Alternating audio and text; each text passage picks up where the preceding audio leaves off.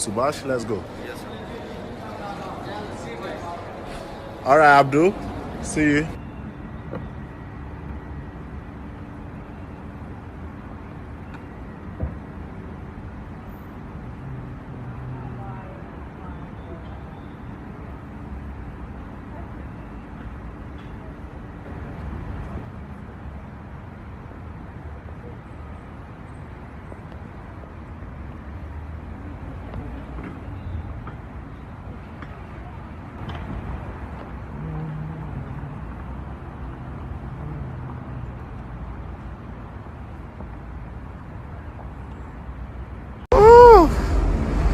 Keep in them.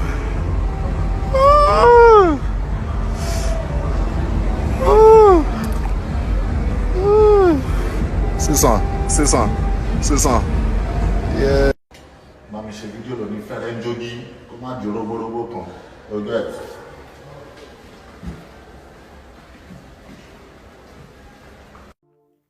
Welcome back, guys. I trust you've been safe. Now, the general saying is that crime doesn't pay. But this guy we are going to look at today, he begged to differ, and rightly so.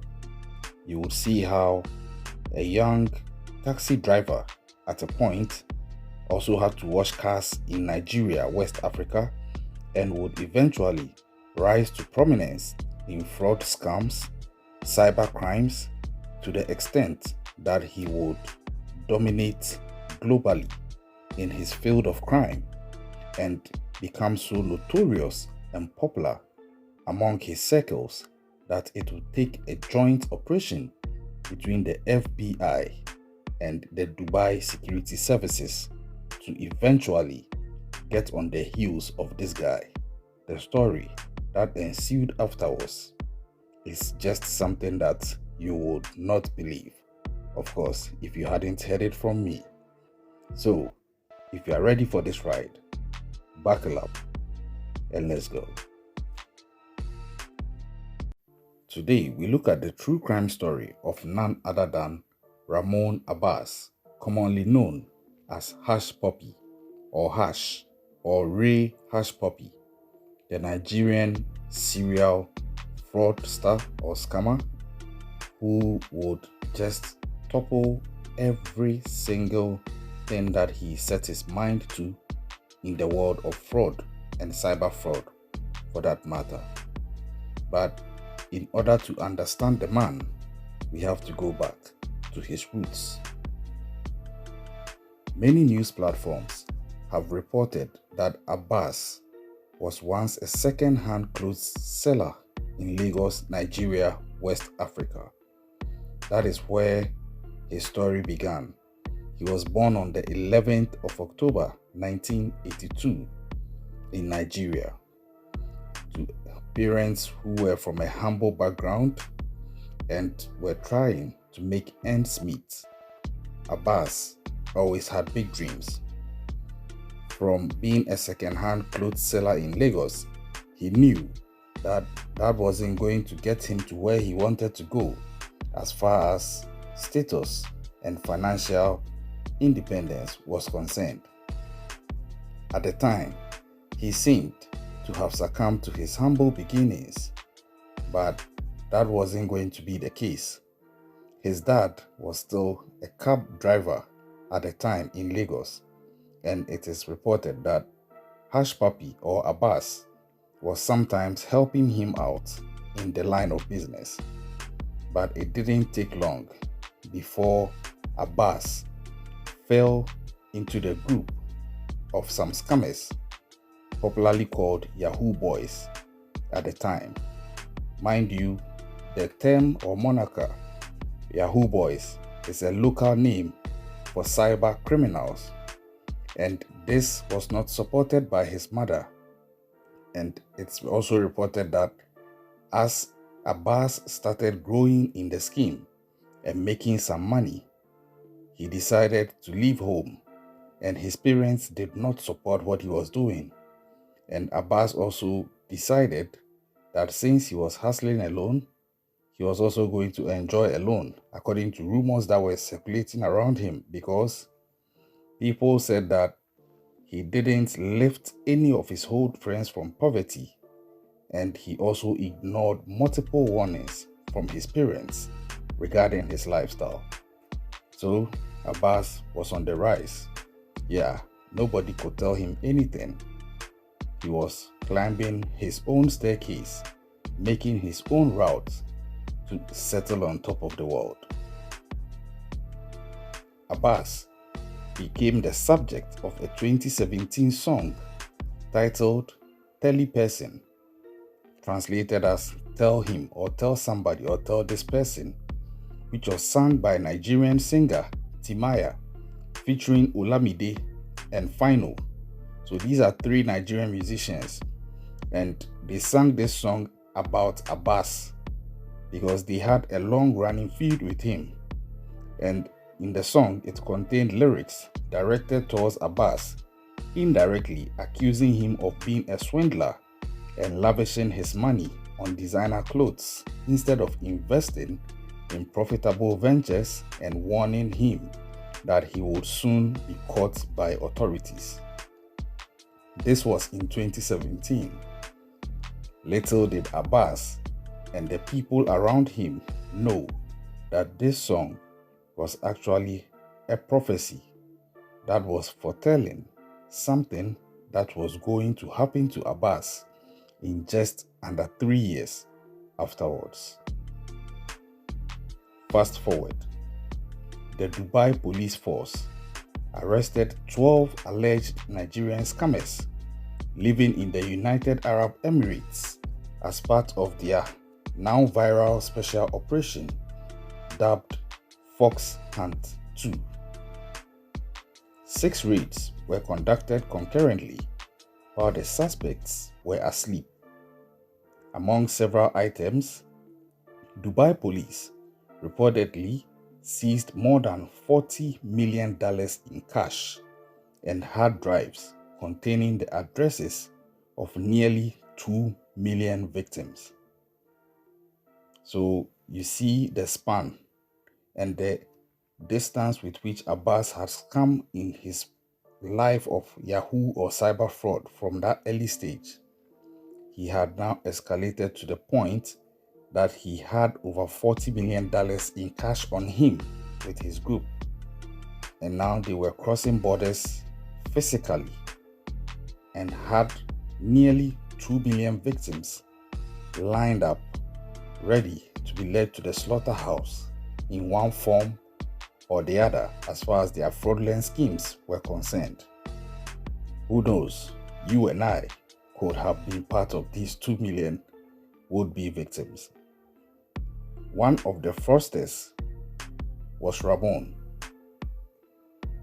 and it will soon turn out that this guy was actually something other than what he portrayed to be on social media, because Ramon had taken to social media to exhibit his lifestyle and his wealth, but he never ever attributed it to fraud on social media. So as such, he had ended up as a social media celebrity, and he had become known for flaunting his opulent lifestyle to over 2 million Instagram followers, with posts of him in luxury cars, private jets, and designer clothes, whilst globe-trotting to fashion shows and dining with celebrities, soccer stars, and Nigerian politicians. So you could see that Abbas was living the life, and rightly so.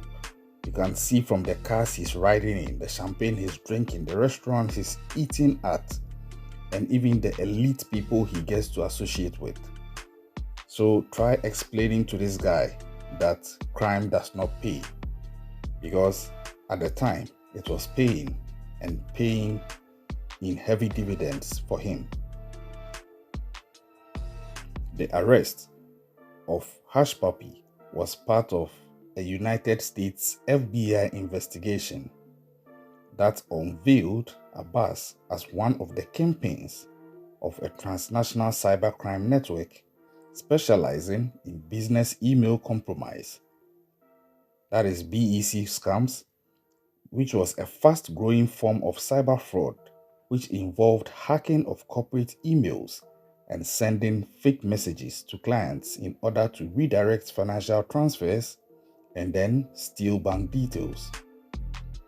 Abbas, who was just 37 years, was extradited from the United Arab Emirates to the United States of America to face criminal charges for allegedly conspiring to launder hundreds of millions of dollars through online heists, including those targeting a US law firm, a foreign bank, and an English Premier League soccer club, according to a criminal complaint filed in a US federal court. So you could see his dexterity, his poise, his effrontery. Not only was he duping people and engaging in cybercrime, he was now targeting well-established institutions like law firm, a foreign bank, and an English Premier League soccer club. You can see that these guys were bold, and Abbas was at the helm of their affairs per the reports. Investigators used Abbas's social media accounts on Instagram and Snapchat to track and confirm his whereabouts and also gather evidence to charge him. An FBI affidavit details how the Bureau initially discovered Abbas and his social media handle through two of his co-conspirators. One of these accomplices, a non-Nigerian manager of the criminal organization's Money Mules, had a UAE number saved as Hash, tied to the Snapchat username Hushpuppi5. The FBI similarly found and received and reviewed Hushpuppy's Instagram account, where he also mentions the same Snapchat username and styles himself as a real estate developer, and matched his posts to photos from Abbas's passports and other identification documents. The account gave the detectives insight into their target's lifestyle of substantial wealth. Snap Incorporated, Instagram, and Apple also provided records for the investigation that helped FBI to make connections between chat history, phone contacts, and email addresses, which allowed the investigators to confirm Abbas's correspondences and his Dubai residence at the Palazzo Versace. According to the FBI, Abbas was a key player in a large conspiracy that purportedly provided safe havens for stolen money around the world. The Hushpuppi case is reminiscent of last year's FBI arrest of Obinwani Okeke, a more refined fraudster who, posing as a successful entrepreneur, was featured on the Forbes 30 Under 30 magazine cover, also spoke at the London School of Economics Africa Summit, and was lauded by the BBC as a rising star. 2 weeks before Abbas would appear in court in Chicago, this Okeke guy would end up pleading guilty to an $11 million fraud scheme. So this goes back to reinforce another saying that all that glitters is not gold. People are wolves posing as sheep just to get close enough, earn your trust, and dupe you. Stay real, stay informed, keep your head straight, and don't get fooled by what you see on social media. But it doesn't end there. Now, the arrest of Abbas triggered a conversation where some people were condemning Abbas online, whilst others was sort of hailing him. Yes, you heard me right. Some people were actually supporting Abbas. Now, Nigerian scammers first gained notoriety for defrauding Westerners in the 1990s through advance fee schemes that became known as 419 after the section of the Nigerian Penal Code that combats such crimes. In the internet era, the cons evolved into phishing email scams. Abbas and Okike's arrests and the BEC scams signal an evolution of the global online fraud being perpetrated by the Yahoo Boys, which, as explained earlier, is a nickname coined by Nigerians for fraudsters, specifically internet fraudsters. Among Nigerians, reactions to Abbas's arrest were mixed as some blamed the country's economic woes for making online scamming attractive, particularly to young Nigerians besieged by rising unemployment in a country where 6 people fall into extreme poverty every minute. Personally, I don't agree to this. Yeah, you might be struggling, you might be facing poverty and other challenges, but hey, that is not an excuse for you to go and dupe somebody of his hard-earned money or to go and swindle somebody. That is no excuse. While many would point out tough economic conditions are no excuse to commit fraud, others point out both Abbas and Okike are products of the morally ambiguous modern culture and society enabled by Nigeria's perennially corrupt political elite, many of whom evade punishment for pilfering public funds. According to the UK's Chatham House, an estimated $586 billion has been stolen from Nigeria since its independence. Legislators rotate in and out of office and prison with similar frequency and little damage to their credibility among their party or constituents.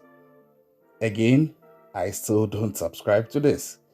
The system is rotten, alright, but it's never an excuse for you to also take up being a fraudster as a career. Earlier this week, the leader of the country's chief anti-graft agency, the Economic and Financial Crimes Commission, was suspended over corruption charges. Nigeria as a country ranks 26 out of 100 in Transparency International's Corruption Perceptions Index. Mind you, per this ranking, 0 is the highly corrupt. So if you are ranked 26 out of 100, then it means you are quite close to 0 amongst other countries. So the corruption definitely is high. Now, indicators of this moral ambiguity are seen among those who lauded Abbas and only criticized him for being too ostentatious, thereby tipping off the FBI. So there were actually people who felt that, yeah, what he's doing is not bad, just that he shouldn't have flaunted so much to attract the attention of the FBI. And I asked myself, would these people have still been hailing him if they were part of his victims? Obviously, the answer is a big no, but that is how it is. When people are not affected by crimes, they sit back and they just churn out anything that they think of theoretically. But if they were able to empathize and put themselves in the shoes of the victims, or even more importantly, become victims themselves, they would begin to appreciate the damages that these fraudsters are causing people out there. While there are hopes that the recent arrests will deter more would-be scammers, ordinary Nigerians are especially concerned about the impact these scams continue to have on the reputation of the country and its citizens as they travel abroad, apply for visas, and seek international jobs and investors for legitimate businesses. There are reportedly claims that some Dubai companies have begun rejecting Nigerian job applications, and rightly so. Rightly so, the reputation is not good out there for Nigerians. They have a reputation that they are associated with crime. But I believe that there are black sheep everywhere and there are still some good people in Nigeria, but Bad news travels fast, and they've had repeated instances of these frauds and scams being perpetrated by their citizens, such that among all the African countries, Nigeria has the biggest stigma as far as fraud is concerned in relation to its citizens. So it's quite obvious. And Abbas is currently being detained in Chicago and is legally represented by the Chicago-based law firm. That's Pisetsky and Berliner. That's where he was detained.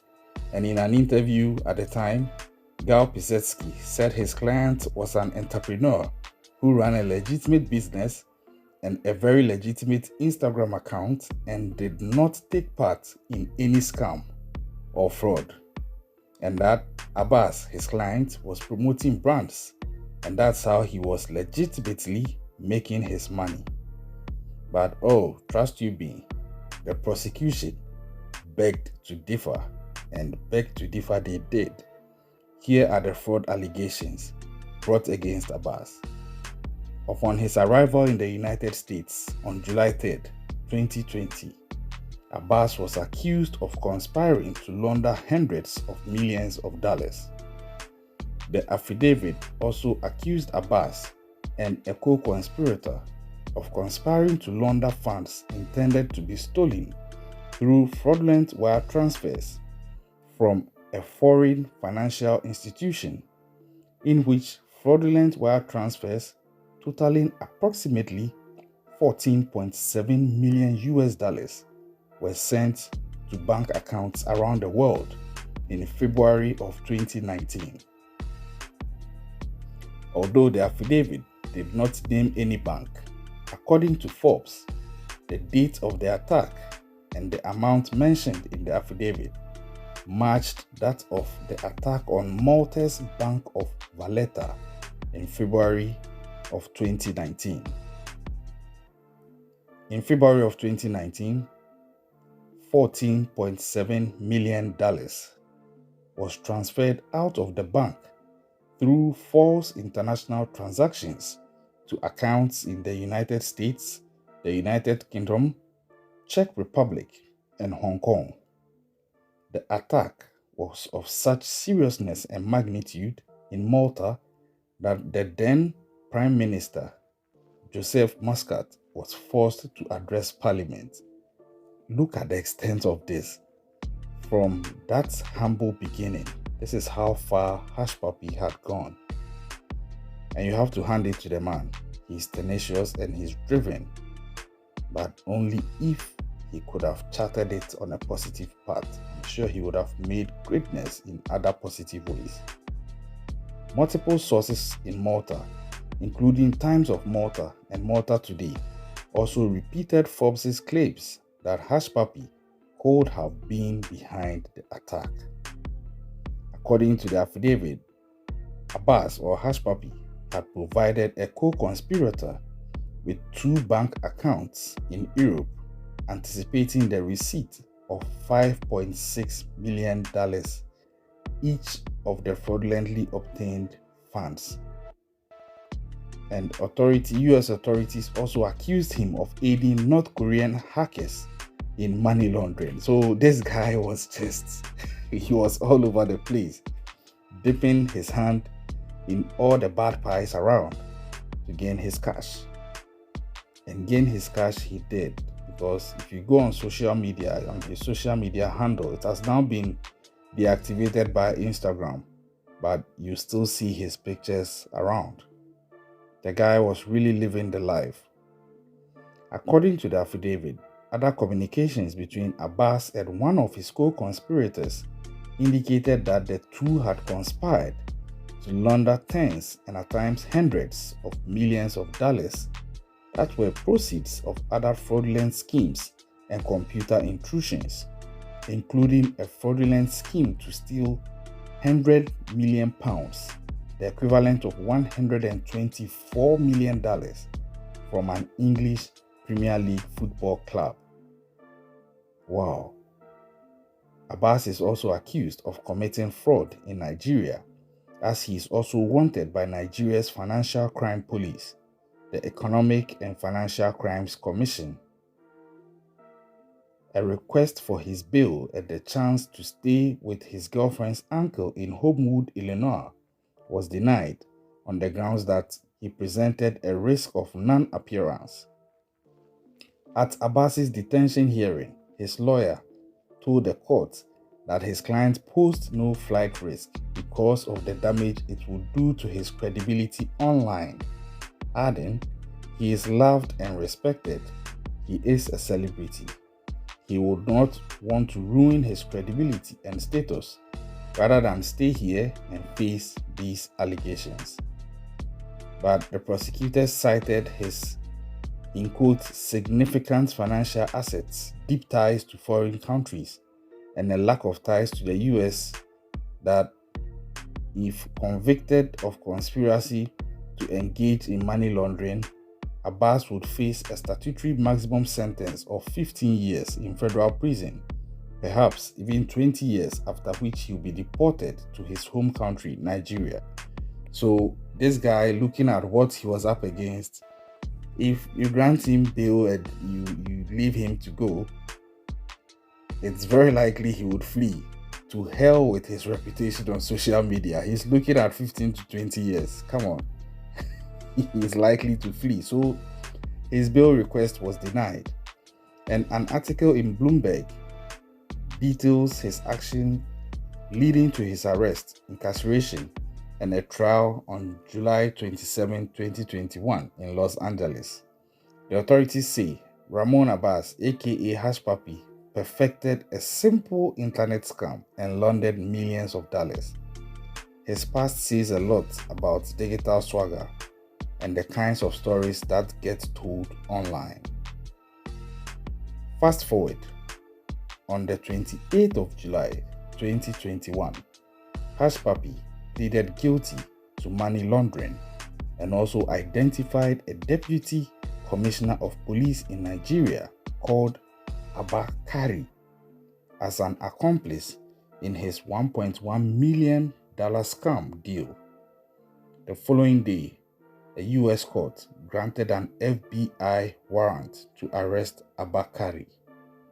The police chief was further implicated after his conversation with Hushpuppi was released. Fast forward. In a final appeal to Judge Otis Wright ahead of his scheduled sentencing, which was for the 19th of September 2022, Hushpuppi wrote a personal letter to the court narrating his source of wealth, criminal adventures, and regrets. He apologized to his family members for bringing them shame, while commending the FBI for doing a thorough job while bringing him to justice. Now, this is very funny, ironic, and also triggers my curiosity. Why would he commend the FBI? I think he was trying to get them to have mercy on him. I think that was his way of showing remorse and also acknowledging their supremacy, hoping that it could affect his sentencing. And on September 19th, 2022, the judge delayed Hushpuppi's sentencing and rather pushed it to November 3rd, 2022. This was after the judge had initially rejected the plea of the defendant's motion for a delay of judgment. Fast track to the 3rd of November 2022, the United States Central District Court in California accordingly sentenced Hushpuppi to 11 years in jail, but disclosed that he would only be jailed for 9 years since he has already done 2 years so far. So the 2 years runs from when he was arrested in 2020 to when he was finally tried and sentenced in 2022. So there you have it. Hushpuppi, as we speak, is in jail, serving his 9 years term. And there are still people out there who are still plying the Yahoo scam. the internet fraud, the email fraud, and trying to also metamorphose it into new forms of scam that would be more profitable. So, if you happen to go online, if you happen to get a text message or even a phone call, be very careful and don't just take everything on the face of it. Learn to probe further, learn to stay abreast of current trends so you don't fall prey to these people. That is not to say that there are no good Nigerians out there, but fraudsters are not limited to one country. They cut across, they are all over. But if you keep an eye out, you can see them coming from a mile away, at least in most cases. Subscribe to the channel if you already haven't done so. Leave your comments in the comment section. What do you think about Hushpuppi? This guy is now a legend in the annals of fraud and internet scams. But what do you think about him? What do you think about everything you heard about him so far? Stay safe out there and keep an eye out. Catch you another time.